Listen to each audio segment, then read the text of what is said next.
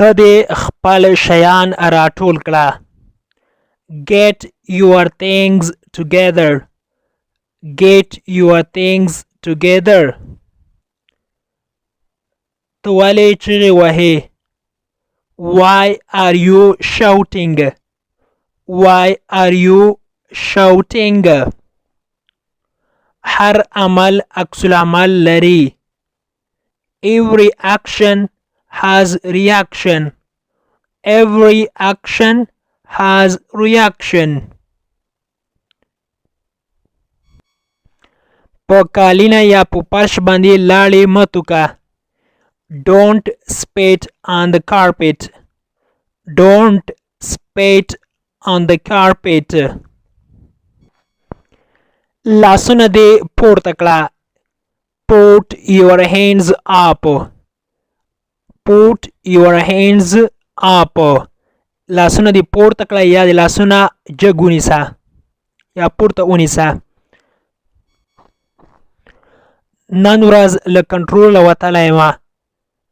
Today I'm out of hand. Today I'm out of hand. کاشکي چې هلته زه له تا سره وای. I wish I had been there with you. I wish I had been there with you. ستاسو سپی خوړل کوي. Does your dog bite?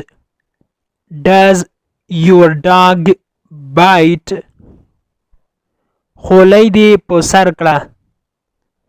Put your hat on. Put your hat on. Put on ویل کېږي په سر کول یا اغوستل، لکه د جامو اغوستل یا د خولۍ په سر کولو ته هم ویل کېږي. پټ او پوټ آن چې دا پریزل ورب ده، معنا یې ده اغوستل یا په سر کوله. خولۍ دې له سر نه ایسته کړه یا خولۍ دې لرې کړه له سر نه. نو په انګلیسي کې به وایو take up your hat. Take up your hat. پلار دې څنګه ده؟ How is your dad? How is your dad? dad هم پلار ته ویل کېږي. father هم ورته ویل کېږي father. خپل بخت یې په لغته مه وهه یا خپل قسمت یې په لغته مه وهه.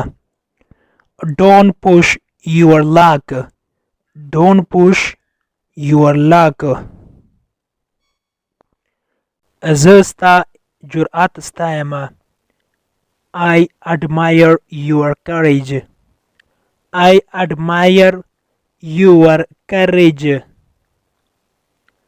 آیا ستاسو تر اوس هم په خارج کې ده یا بهر ده؟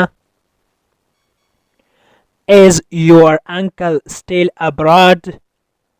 Is your uncle still abroad? abroad معنا بهر یا خارج کې. ملګری دې هم راوله. Bring along your friend.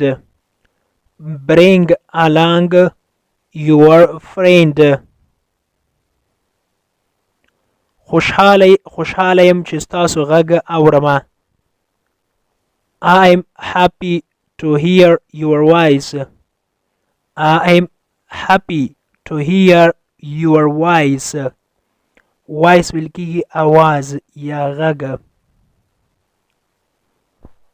دا بې مالګې ده یا مالګه نه لري. It is saltless. It is saltless. تیز شه یا چټک شه یا حرکت تیز کړه.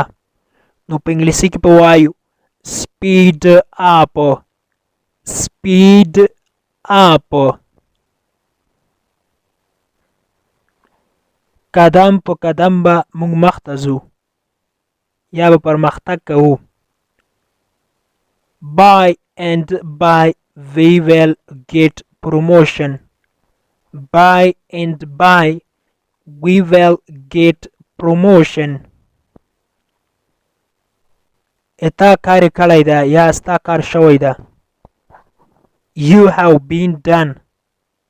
You have been done. You have been done. ستا کار شوی ده یعنی تی دوکه کړی. موږ په عمر باندې شک لرو. We have doubt on Umar. We have doubt on Umar. doubt ویل کیږي شک. په doubt کې بی نه تلفظ کیږي، بی سایلنٹ ده. وای وره خو هیروای ما. listen but don't forget. listen but don't forget. دوی جوړه ورونه دي یا دوی غبرګوني ورونه دي. They are twin brothers. They are twin brothers. زه تا ته څومره درکړم یا څومره پیسې درکړم یا څومره یې درکړم. How much do I give you? How much do I give you?